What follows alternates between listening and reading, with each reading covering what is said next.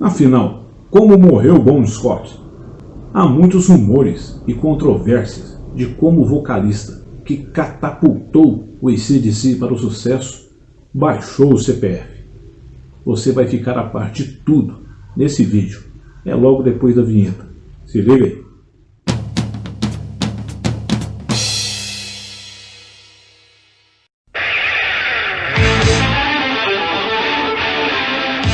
Salve, salve galera! Sabadão, 2 de janeiro de 2021. Primeiro sábado do ano, primeiro clube do rock do ano. Está entrando no ar o Clube do Rock. Como prometido no último sábado, no vídeo da retrospectiva de 2020, uma novidade para o canal nesse novo ano.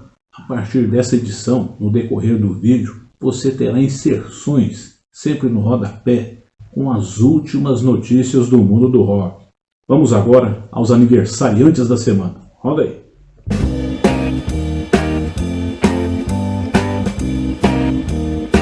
(3 do 1), domingão, John Paul Jones, baixista do Led Zeppelin. Isso aí, super baixo do Led Zeppelin.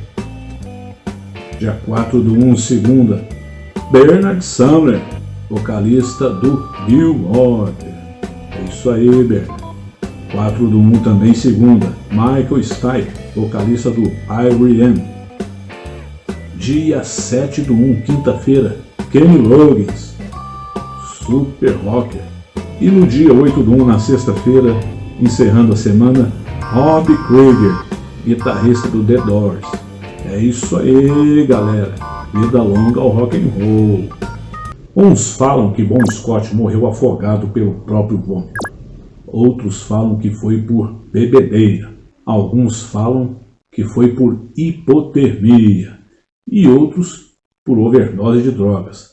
Afinal, como ele baixou o CPF? E antes que os Zé Ruelas dos politicamente corretos venham pagar de moralistas, dizendo que eu estou desrespeitando a história do cara, vejam o vídeo todo primeiro, para depois criticar. Eu sou um dos maiores fãs, não só do Bon, como também do Brian e de todos os integrantes dessa, que é uma das maiores bandas de rock de toda a história. Essa capa foi apenas uma maneira irreverente que achei para contar essa história, que para mim é uma das mais inusitadas e tristes da história do rock. Mas então, prosseguindo aqui, como foi a morte de Bon? Como ele baixou o CPF? Como partiu dessa para melhor? Uma coisa é certa, que com Bon, o AC/DC saiu do ostracismo, catapultou a banda para o sucesso. Primeiro vamos falar um pouco da vida desse cara que levava ao pé da letra o velho lema de sexo, drogas e rock and roll. E que muita gente pensa que ele era o primeiro vocalista do AC/DC, mas na realidade era o segundo vocal da banda. Ronald Belford Scott, ou simplesmente Bon Scott, nasceu em Forfar, na Escócia, em 9 de julho de 46. Quando tinha 6 anos, foi com a família morar na Austrália, onde, quando jovem, preferiu perambular pelas ruas e fazer bicos do que ir para a escola. Estava sempre envolvido em brigas de bar, cometendo pequenos furtos e entrando em confronto com a polícia. O cara era um louca mesmo. Passou 9 meses em uma instituição para delinquentes juvenis, por falsificação de identidade e roubo. Quando saiu, sua família o empurrou direto para o exército, onde, claro, foi expulso por mau comportamento. Foi no rock que Scott acabou canalizando toda essa delinquência, e certamente foi a carreira, mesmo que curta, que o salvou de alguma forma naquela época. Ele fez parte de bandas como Spectors, Valentines e outras bandas, onde tocava bateria, mas foi na Fraternity que ele finalmente revelou sua voz poderosa e a imagem que lhe daria fama, com jaquetas jeans ou sem camisa e jeans justíssimo de cós alto. Ele chegou a ter contato com o Easy Beats, banda da qual George Young, o irmão mais velho de Angus e Malcolm, fazia parte, mas um acidente de moto interrompeu uma maior aproximação. Sua recuperação foi lenta, mas depois conseguiu um emprego como motorista do AC/DC, que não andava satisfeito com o vocalista da época, Dave Evans. Não tardou muito para Scott assumir a posição, o que aconteceu em outubro de 74. Olhar provocador, acompanhado de sorrisos quase sempre do canto da boca, presença de palco segura e ainda arrancava suspiro das minas. Fora dos holofotes, bebia demais e arrumava brigas o tempo todo. E pegava todas as minas, as fãs, que davam mole para ele. A descrição pode se aplicar a vários vocalistas de bandas de rock, mas a de Bon Scott é inconfundível. Ele ficou apenas 7 anos à frente do AC/DC, mas ainda assim é considerado por muitos o vocalista true do grupo. Injustiça com Brian Johnson, que cantou por mais de 30 anos na banda australiana? Talvez sim, mas o tema é discussão para fãs e biógrafos. O fato é que Bon foi encontrado morto em 19 de fevereiro de 1980, em circunstâncias que ainda levantam dúvidas, e até hoje é celebrado e cultuado como o herói do rock. 7 anos mais velhos do que Malcolm e 9 a mais do que Angus, Scott tinha experiência e profissionalizou a banda, chamando a atenção da indústria. De 75 a 79, lançaram os álbuns High Voltage, TNT, Dark This Don't Dirt Shit, Let There Be Rock, Power Rage e Highway to Hell. Sua influência musical veio do pai, que era músico, em sua cidade natal na Escócia. Bon tocava bateria, gaita de fole, flauta doce, tem base, para depois ser considerado um dos maiores vocais de bandas de rock do mundo. Em 2006, a revista Hit Parader colocou Scott como o 5º melhor vocalista de heavy metal de todos os tempos. Sua morte até hoje não foi bem explicada. Após a turnê de divulgação do álbum Highway to Hell pela Europa, turnê essa que foi encerrada em 27 de janeiro de 1980 em Southampton, na Inglaterra, Scott então resolveu passar uns dias em Londres para rever os amigos. Dias depois, os irmãos Angus e Malcolm Young chamaram Bon Scott ao estúdio de gravação em Londres para mostrar uma música que eles tinham feito para o próximo álbum do AC/DC. O trabalho era o Back in Black, sucessor de Highway to Hell, que foi um estrondoso sucesso em 1979. Eles queriam que Bon escrevesse a letra, mas não houve tempo do vocalista escrever a letra, pois foi encontrado morto dentro de um carro em 19 de fevereiro de 1980. A tragédia teve início numa tradicional noite de bebedeira, coisa que Scott estava realmente acostumado a fazer. Scott e um amigo seu chamado Alistair Kinner foram tomar alguns gorós no Music Machine, um clube noturno localizado em Camden Town. Depois de muitas rodadas, a dupla foi para Ashby Court, onde Scott vivia naquela época. No caminho, Scott apagou no banco de trás do veículo. Já Kinner não deu muita bola e seguiu em frente. Quando chegou na casa do vocalista do AC/DC, Kinner tentou acordar Scott e levá-lo para a cama, porém não conseguiu acordar seu companheiro, que estava num avançado estado de embriaguez, chapado mesmo. Kinner desistiu da ideia e seguiu dirigindo para seu próprio apartamento. Chegando lá, nova tentativa frustrada de tirar o amigo bêbado do veículo. O jeito foi deixá-lo dormindo no banco de trás do automóvel, um Renault 5, em Overhill Road, uma estrada localizada em East Dulwich. Quando Kinner voltou na manhã seguinte para ver seu amigo, já era tarde demais. Scott estava morto, praticamente congelado dentro do pequeno automóvel. O sujeito ainda levou o amigo às pressas para o King's College Hospital, em Camberwell, que declarou que o músico já chegou sem vida nas dependências do pronto-socorro. A trágica morte do artista, de 33 anos, na noite de 19 de fevereiro de 1980, foi oficialmente decretada como asfixia causada por envenenamento por álcool.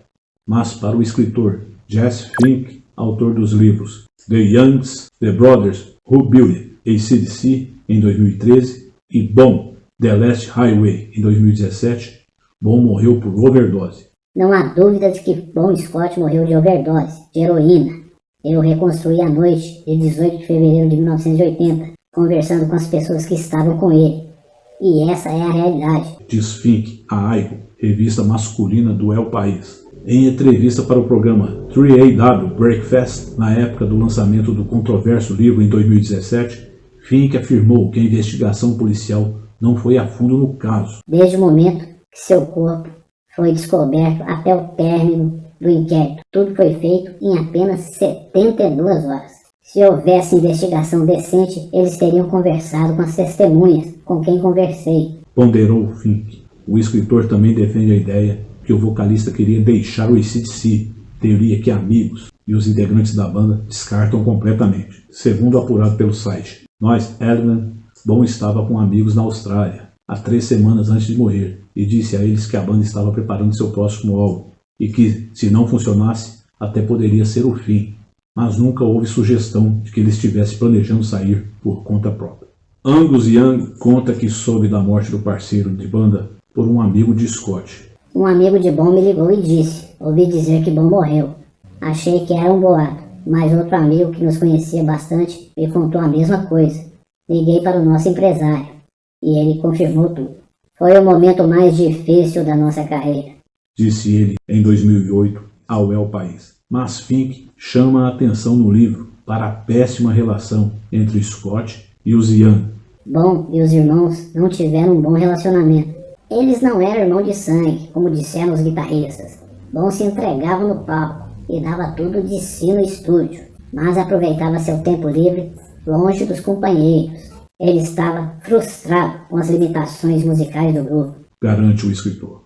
O mais grave e aparentemente verdadeiro entre as questões levantadas por Fink é que muitas das músicas de Back in Black, álbum lançado 5 meses após a morte do vocalista, teriam sido escritas por Scott, que não teve nenhum crédito. A entrada do novo vocalista, Brian Johnson, foi anunciada em 1º de abril de 1980, 3 meses e meio antes do lançamento do álbum, que foi gravado nas Bahamas durante 7 semanas, entre abril e maio de 1980. Back in Black vendeu 50 milhões de cópias no mundo todo, sendo um dos álbuns mais vendidos de todos os tempos. Em uma entrevista no programa The Sydney Morning Herald, em 2017, Fink conversou com a modelo Holly X, que foi namorada de Scott, de 78 até a sua morte. Eu não li muito o que foi escrito sobre Bon, mas tudo que eu li é sobre o vício, que ele ficava chapado e histórias sobre ele estar desperdiçando a vida. Mas ele era muito legal e era divertido, uma pessoa gentil e sensível, disse ela. Holly é uma das pessoas que acredita que Scott escreveu as várias músicas de Back in Black. Ela contou também como ficou irritada quando soube que Have a Drink on Me foi incluído no álbum como uma homenagem a ele. Furiosa, foi pessoalmente enfrentar Malcolm em um show. A principal razão foi que senti que eles estavam zombando dele. Eu achei que era desnecessário dizer algo em nome de Bon. Eu fui aos bastidores para perguntar especificamente a Malcolm, porque ele não havia dado crédito a Bon por You Shook Me All Night Long, além de outras músicas, e para mostrar minha raiva sobre a inclusão de Have a Drink on Me. Eu sabia o quanto ele realmente se sentia em relação a beber. Ele simplesmente não conseguia parar, pelo menos não por muito tempo, contou a ex-namorada do vocal. O derradeiro trabalho de Bon Scott em Highway to Hell foi turbulento. A gravação foi dolorosa para os irmãos Young, pois o cantor vivia atrasado, não ia ao estúdio ou chegava bêbado.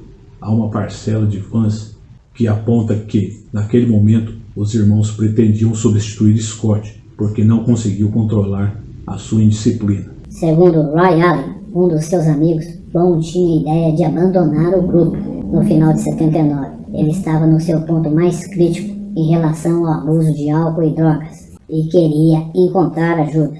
Suas performances não eram muito profissionais na época e veja o que aconteceu apenas 2 meses depois, diz Fink.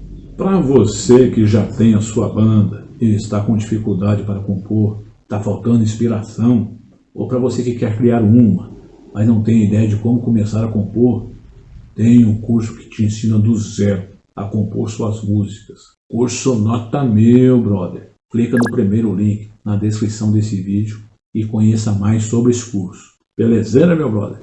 Gostou do vídeo? Dá um joinha aí, parceiro. Compartilha com a rapaziada aí. Se inscreve na parada e ativa o bells aí para ser avisado das novas postagens. Recado dado? Até sábado que vem. Vida longa ao rock and roll.